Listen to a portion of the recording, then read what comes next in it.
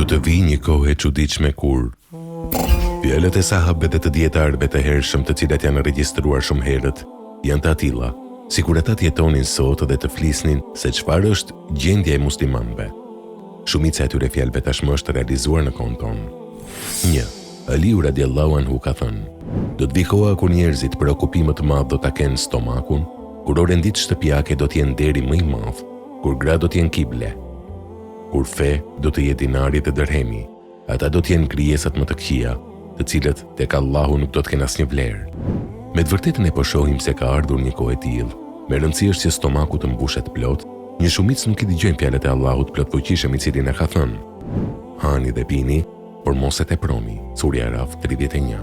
Sot njerëzit bëjnë gara se kush do të ketë mobilje më të mira në shtëpi dhe nuk bëjnë gara se kush do të bëjë më shumë vepra të mira.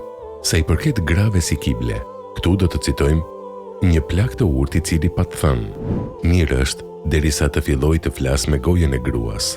Për fat keq, sot në shumicën e rasteve është kështu. Nuk bëhet asgjë derisa gruaja t'ia bekimin për diçka.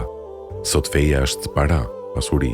Ky është mendimi atyre që japin diçka për xhami ose në bashkësinë islame dhe mendojnë se e kanë bler fen. Të tillët mashtrohen, sepse feja nuk blihet, por ajo jetohet. 2.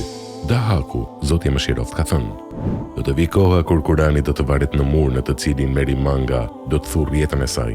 Fare nuk do të përdoret, ndërsa njerëzit do të veprojnë sipas tregimeve të ndryshme që i transmetojnë dhe dëgjojnë. Ka ardhur edhe kjo kohë, kur Kurani na shërben vetëm si zbukurim.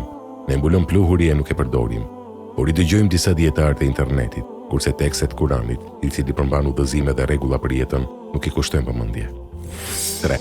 Ibn Abbas radiallahu anhu ka thënë: do të vi koha kur do të bëhen halal 5 gjëra. 1.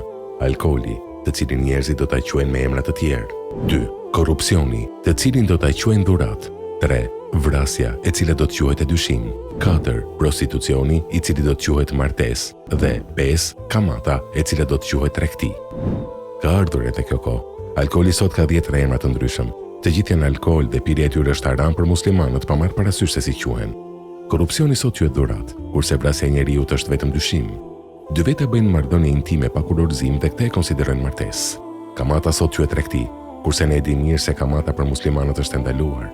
4. Omer ibn Khattabi radiallahu anhu ka thënë: do të vi koha kur udhëheqësit, pushtetarët e një vendi nuk do të urdhërojnë për të mirë, as nuk do të ndalojnë nga e keqja. Kur do të zemrohen vetëm për interesat e tyre, ndërsa kur të jenë të kënaqur, kjo do të jetë vetëm për hir të interesave të tyre, por as nuk do të zemrohen e as nuk do të jenë të kënaqur për hir të Allahut. Për këtë ne kemi shembullin e pushtetarëve, ata as nuk urdhërojnë për të mirë, as nuk ndalojnë nga e keqja, por vetëm i shikojnë interesat e tyre. 5. Enes ibn Maliku radiallahu anhu ka thënë: do të vi koha kur të pasurit do ta kryejnë haxhin për ekskursion dhe argëtim, shtresa e mesme për tregti, dietarët për t'u treguar dhe për t'u dëgjuar, kurse të varfrit për të lypur.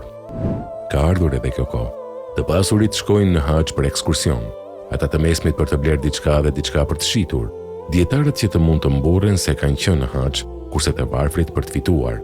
Pak janë ata që shkojnë në haxh sinqerisht në emër të Allahut. 6. Sufjan et Theuriu, Zoti mëshiroft, ka thënë: do të vi koha kur trupat do të jenë të zhvilluar, por zemrat do të jenë të vdekura. Ardhur edhe kjo kohë. Kemi njerëz me trupa të zhvilluar e të fortë si guri, por zemrat e tyre janë të vdekura. Ata mund të ngrenë deri në 150 kg në palestër, por nuk mund ta ngrenë organin për të ngritur në sabah. 7. Yusuf bin Esbat, Zoti mëshiroft, ka thënë: do të vi koha kur do ta dëbojë shoqëria e njeriu në mirë, pse ai nuk dëshiron të veprojë si ata. Sot është e vështirë të jesh njeri i ndershëm dhe i mirë, sepse nuk përshtatesh me shumicën, e cila të përzon nga shoqëria për shkak që ti nuk vepron atë që ata duan. Duhet kemi kujdes se çfarë bëjmë dhe si sillemi.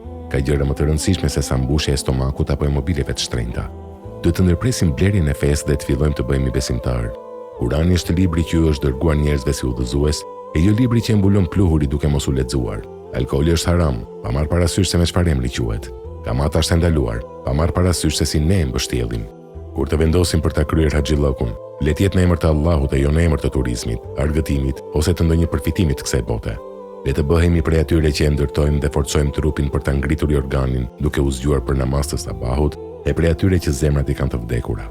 Le të bëhemi njerëz të mirë, të ndershëm dhe të drejtë, siç ishte edhe pejgamberi ynë i dashur Muhamedi alayhis salam. O Zot, ne i fal gjunahet tona. Amin.